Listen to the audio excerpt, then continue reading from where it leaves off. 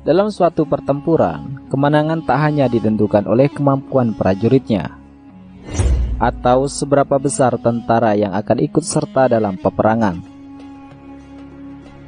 melainkan kemenangan suatu peperangan sangat ditentukan oleh panglima perang yang membawa jalannya peperangan. Inilah panglima perang terbaik sepanjang masa.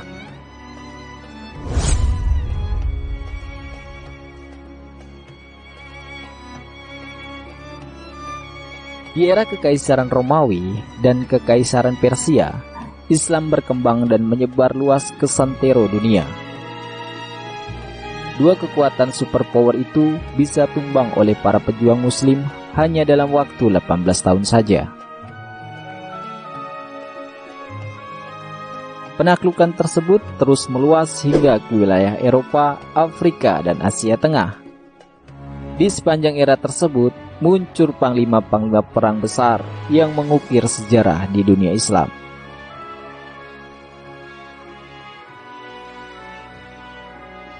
Salah satunya adalah panglima perang muslim pertama, yaitu Khalid bin Walid.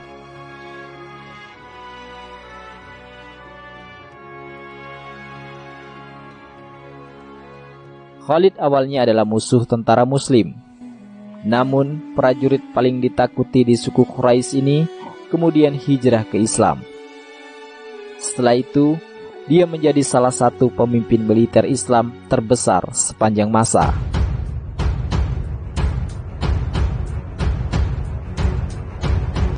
Namanya jadi legenda, tak cuma di kalangan umat Islam, tapi juga di dunia barat. Khalid bin Walid tercatat tak pernah dikalahkan dalam 100 pertempuran. Situs Historinet memasukkannya ke dalam daftar 100 jenderal paling hebat sepanjang sejarah. Yang harus dicatat, di masa lampau, para jenderal benar-benar memimpin pasukan mereka ke dalam medan pertempuran, menghadapi ribuan musuh di depan mereka. Berbeda dengan sekarang, para jenderal saat ini hanya memantau pertempuran lewat teknologi virtual.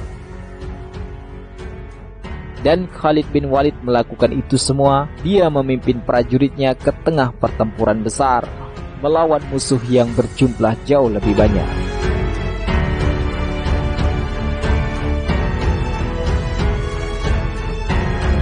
Tak pernah sekalipun Khalid dikalahkan di medan perang.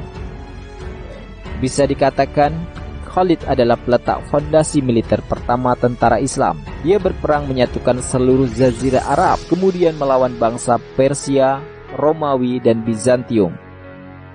Nama Khalid sebenarnya sudah tersohor di kalangan bangsa Quraisy sebagai panglima perang yang tangguh. Dia masuk Islam setelah perjanjian Hudaybiyah. Dalam Perang Mu'tah tahun 629, dia mulai menunjukkan perannya untuk memimpin pasukan muslim. Suatu ketika, Rasulullah SAW memperkirakan akan banyak korban saat pasukan Islam menghadapi tentara Kekaisaran Romawi Timur. Maka beliau menunjuk Zaid bin Haritsah, Ja'far bin Abu Talib, dan Abdullah bin Rawah untuk menjadi panglima jika salah satu tewas. Di Busrah, pertempuran pun pecah. Jumlah pasukan tak berimbang. 3.000 tentara Islam melawan sekitar 100.000 tentara divisi Romawi Timur. 3 panglima yang ditunjuk Nabi Muhammad SAW tewas dalam pertempuran.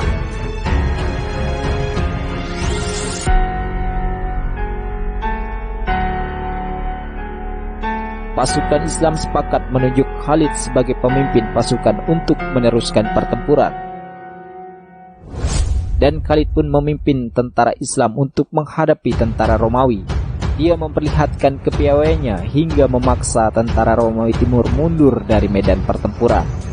Dalam buku Heroes of Islam yang diterbitkan Darussalam Publiks, berita peristiwa pertempuran dan gugurnya 3 komandan muslim tersebar di Madinah. Dan Nabi Muhammad SAW berkata, "Pedang Allah yang menegakkan bendera Islam dan dia yang menyelamatkan pasukan muslim hari itu," kata Rasulullah pada para sahabatnya. Itulah awal mula Khalid bin Walid digelari Saifullah atau pedang Allah. Nama itu menggetarkan musuh-musuhnya di medan pertempuran.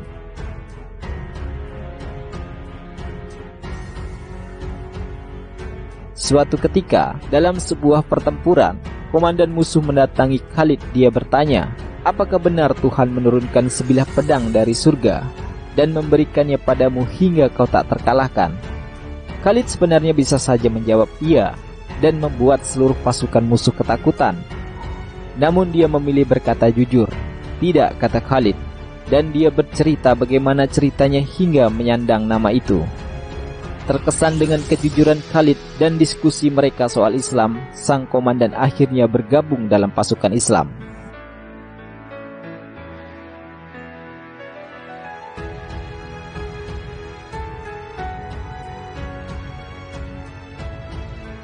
Kehebatan Khalid juga terlibat saat pertempuran Yarmuk. Dia memimpin 40.000 tentara dan mengemban misi dari Khalifah Abu Bakar untuk menyatukan seluruh Timur Tengah di bawah bendera Islam. Musuh yang mereka hadapi adalah pasukan gabungan Armenia, Slavia, dan Ghassanid, dan juga pasukan Romawi Timur berjumlah 150.000. Dalam perang ini, pasukan Islam mencapai kemenangan telak. Mereka merebut Palestina, Suriah, dan Mesopotamia dari Kekaisaran Romawi Timur. Nama Khalid bin Walid harum di mana-mana dan diagungkan pasukan Muslim pada saat itu.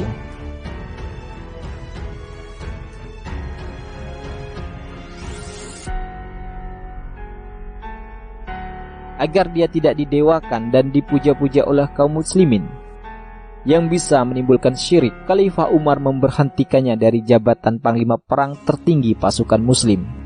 Posisi itu diberikan kepada Abu Ubaidah. Khalid tak mempermasalahkan hal itu. Tanpa banyak tanya, Khalid pun melepaskan jabatan sebagai jenderal besar yang diembannya. Secara pribadi, dia mendatangi Abu Ubaidah dan untuk melapor sebagaimana prajurit melapor pada komandannya. Dia kembali ke medan perang sebagai prajurit, bukan panglima perang tertinggi lagi.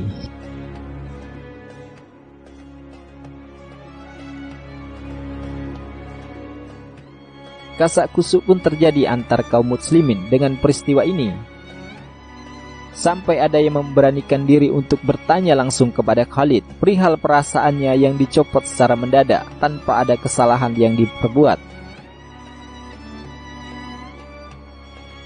Dan Khalid pun berkata, ketahuilah, sesungguhnya aku Khalid berjihad karena mencari ridha Allah semata, bukan karena Umar atau manusia lainnya, jelas Khalid.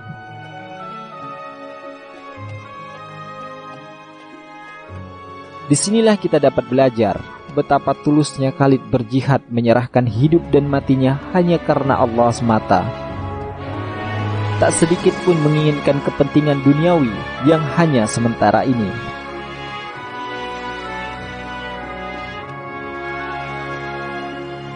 Khalid meninggal dunia tahun 642 dalam usia 57 tahun di kota Homs, Suriah. Namun namanya harum sebagai panglima perang yang tak pernah kalah di medan peperangan.